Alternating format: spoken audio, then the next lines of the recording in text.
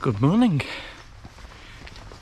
It's Tuesday, the 30th of March, and it's just the second day after our stay-at-home order has been lifted, so we've got a little bit more freedom to go slightly further afield. We're still supposed to stay local, so I've come a little bit further, just a few miles into the Peak District, and yeah, I can't say how chuffed I am to be back out again.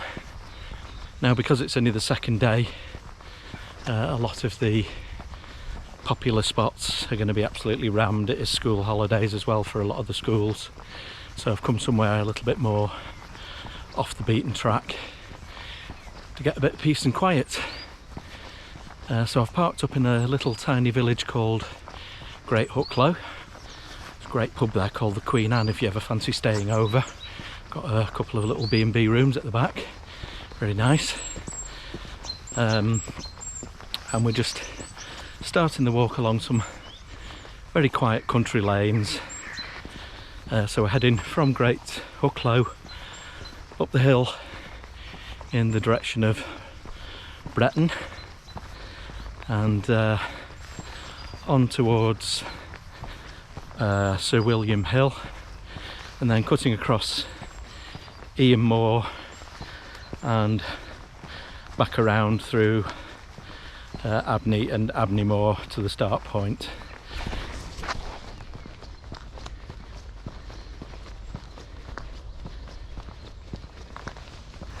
Plotted on the OS Maps app, I think it comes in around about 14 kilometres, so it'll probably be about 9 or 10 miles all told, measured on my GPS watch. So yeah, it's a lovely day. It's beautifully sunny, there's not a cloud in the sky, birds are singing. It's about 12 degrees C and supposedly rising up to a balmy 22 degrees C later in the afternoon, so a lovely day for a walk. Why not stick around and I'll show you around the route.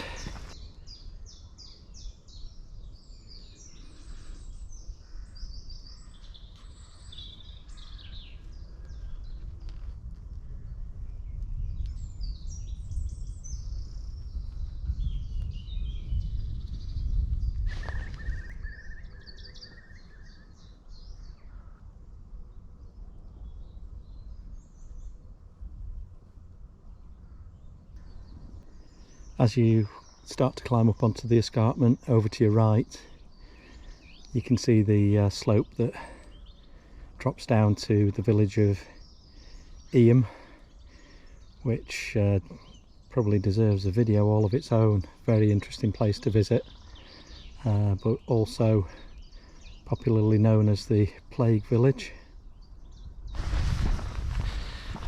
Eyam's also fairly small village, not sure of the population now, but back in 1665 it had a population of about 350 people when disaster befell in the shape of a consignment of cloth that was infected with the Great Plague. And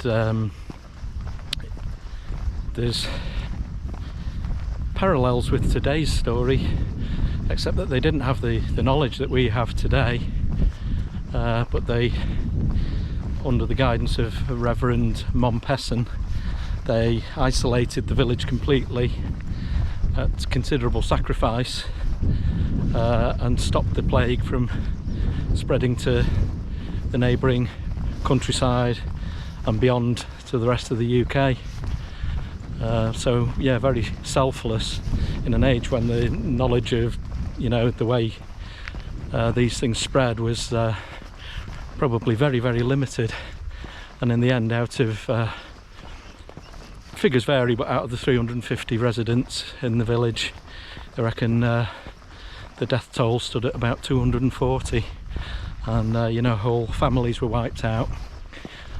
So there's lots of plaques and commemorations of you know, how disaster befell different households.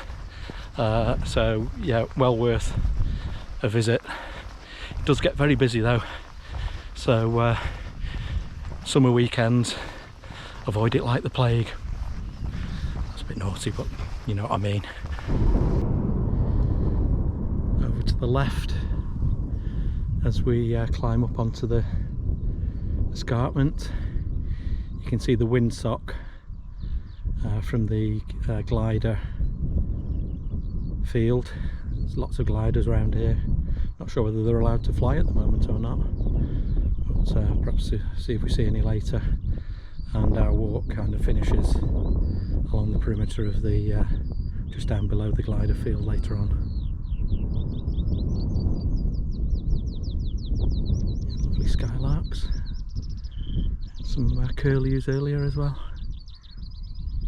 So behind me to the left as we climb up, distant views over Stanage Edge, and back over Win Hill, and way off in the distance you can see over to Kinder Scout.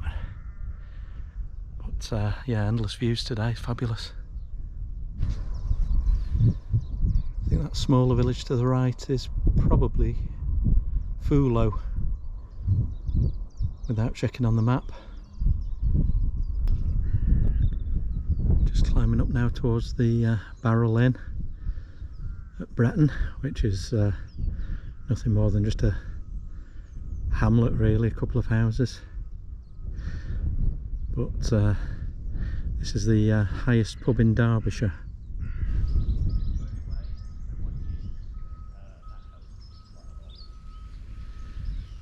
(365 metres above sea level, or 1,200 feet.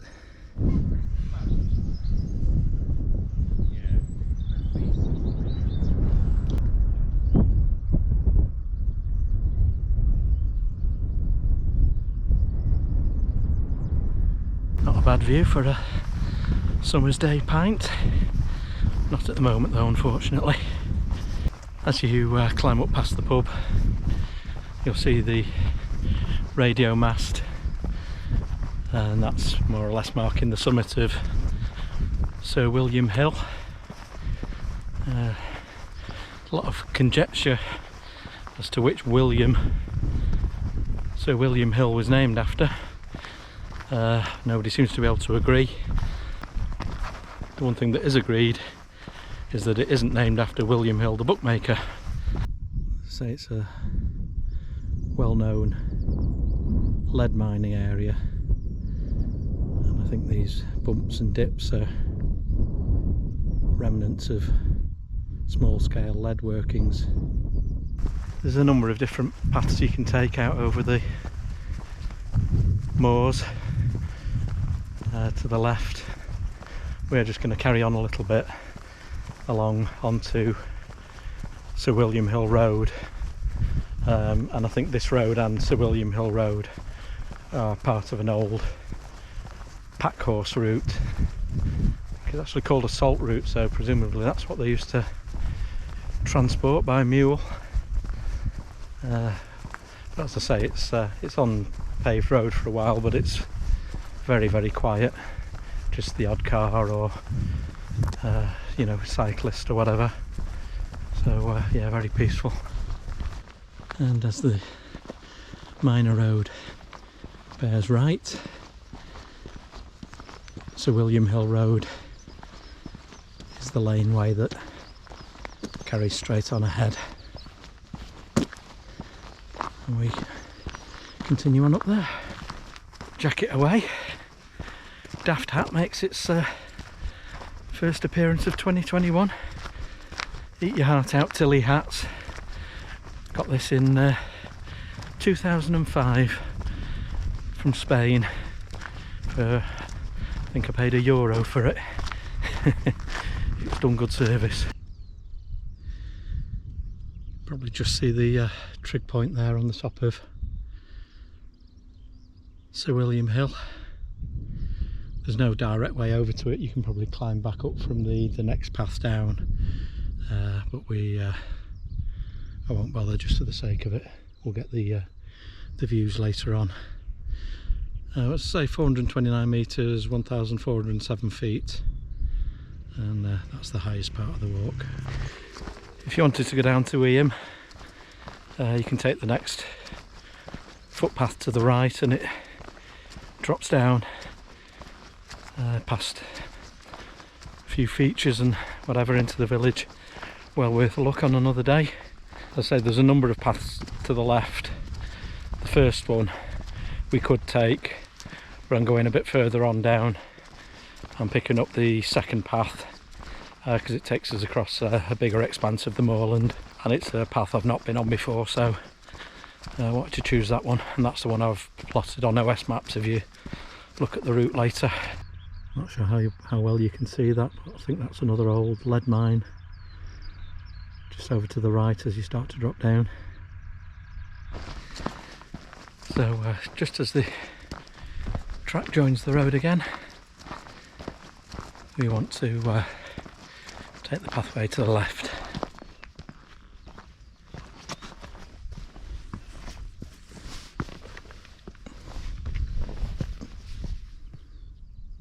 Yeah, we're about 5 kilometres in now, and although, as I say, those tracks are really quiet, nice to leave them behind and get on some unmade paths across the moorland. One of the reasons for taking this path is across Eyam Moor there's a number of prehistoric and Bronze Age stone circles. On the other path that's up to the left of us, I did discover one of the circles last time I was up here, but I just wanted to take a different path just to see what I can see across this one. There's quite a number of them, but I don't really know the location of them, so just see what we find.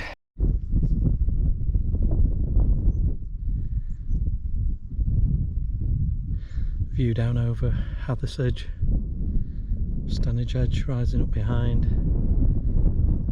and around to Bamford Edge. The village of Bamford's just hidden down that dip.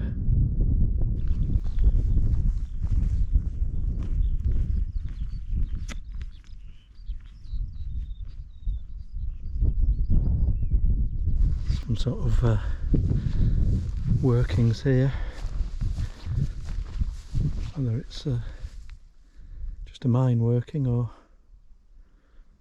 one of the Bronze Age workings, I'm not sure. When I researched it, it did say some of them had banking around, so.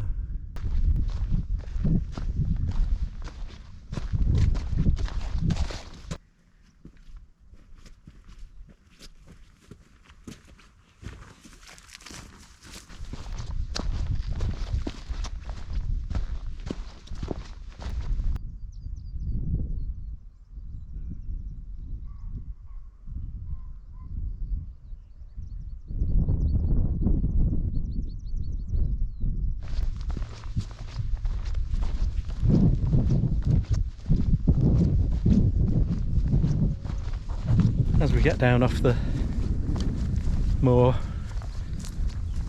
we just bear right and just carry on down Bretton Clough, with Bretton Clough dropping down to our left. One we want is just signposted Stoke Ford.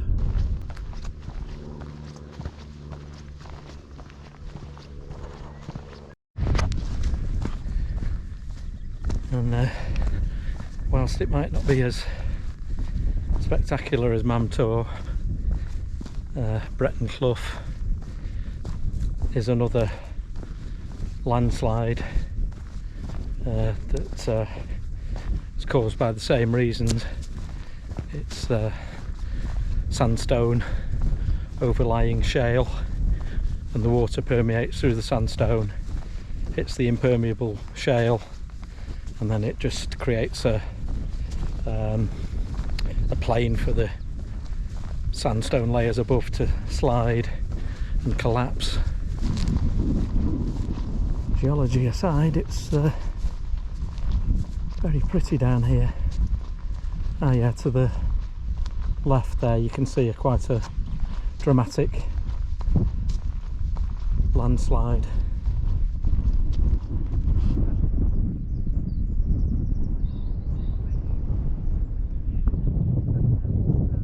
Good view over towards Tor, I think, over there. You can see all the sun glinting off the windows of hundreds of cars parked up at the top. So a lot of people go bouldering up there. So I think the plan to stay away from the hot spots was probably a decent idea.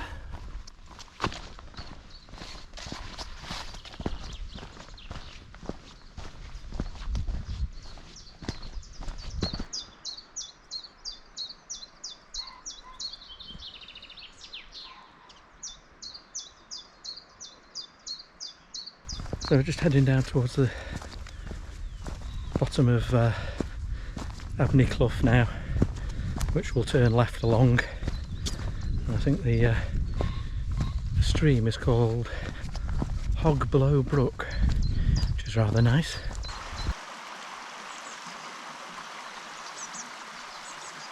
Very picturesque. And we just head down and cross the stream by a little footbridge at the bottom.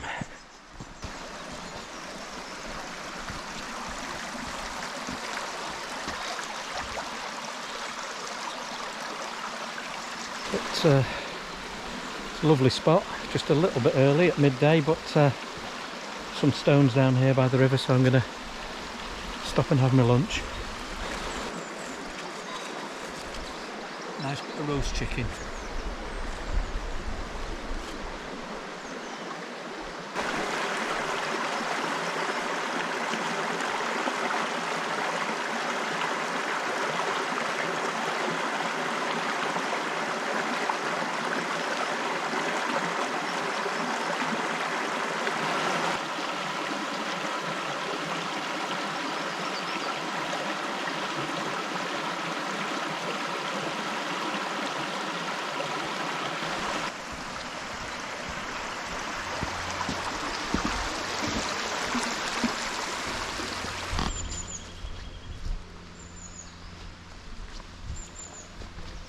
So, over one footbridge, immediately over the other, and then the path bears left towards Abney.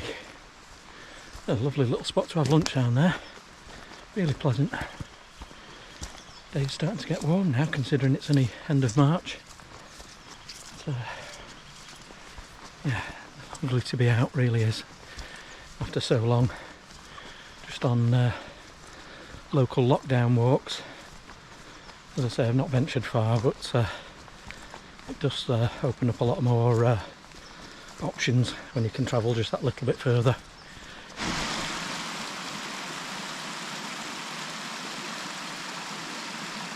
It is beautiful down here. It's like a sort of a mini version of Padley Gorge, which is just a way over that way a little way.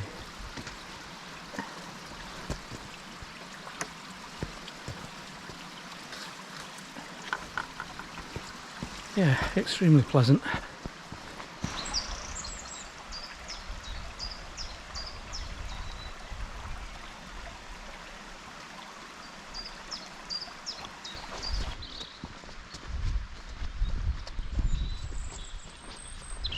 So just over a kilometre after the two little footbridges we crossed, you start to arrive into the little hamlet of Abney, and we've got a short section along the little minor roads or tracks then before we pick up Abney Moor back across to the start. We're on about 9.5 kilometres now, so That's about 6 miles in.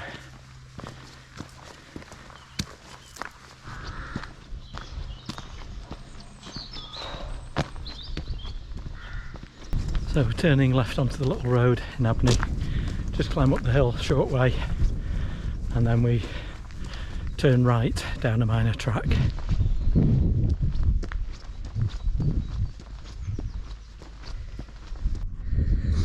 Not sure how well you'll see this looking into the sun, but there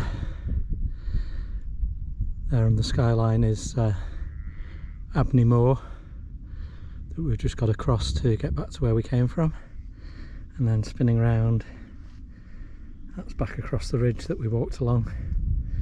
Loads of paragliders in the middle now. There's about 6 of them, and round to the radio mast which we walked beyond, and down across Eyam Moor.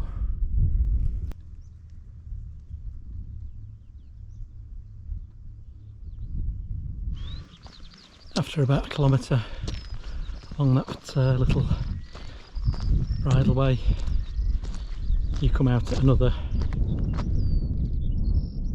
bridleway, and we want to head left, signposted for Brough. Way over to your right there, just get some glimpses of Eyam Moor.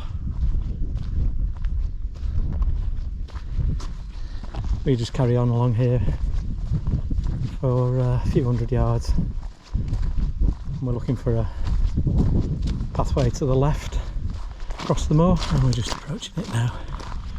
And it kind of cuts back towards us at an angle.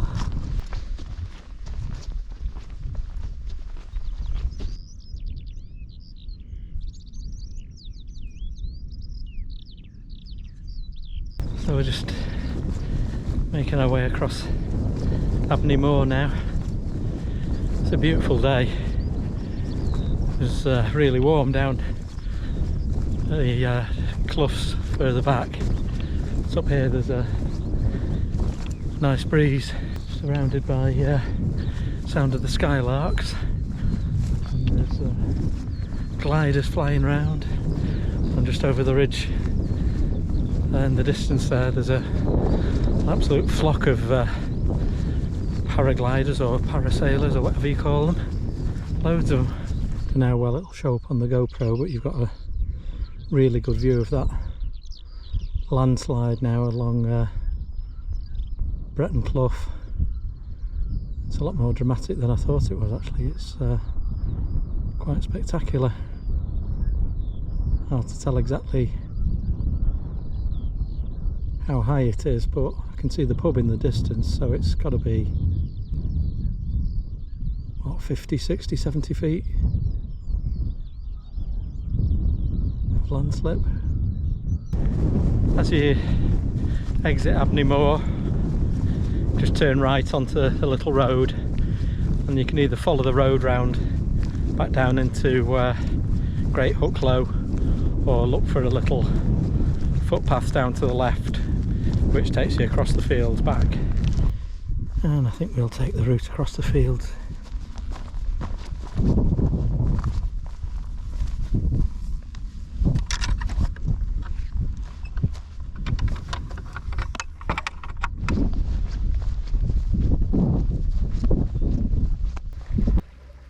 Lovely little building. Definitely a bit of a doer-upper.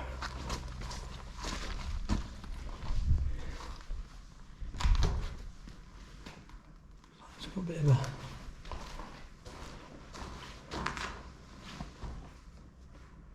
some sort of engine inside it.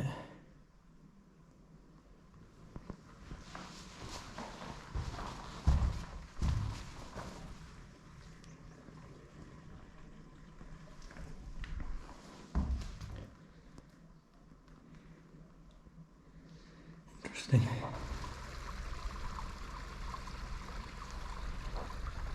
I wonder what that was for. And at the other side of the fields, quite a climb up again to the road, but we just turn left and head back down to Great Hucklow. and the best way to do that is to just take this little path down to the right, and that should drop us right in. Right, just coming down to Great Hucklow now, up to about 15 kilometres, so about 9.5 miles. Been a really lovely walk. Just give you a quick guided tour through the village. So there's the nice pub, Queen Anne. Well worth a visit.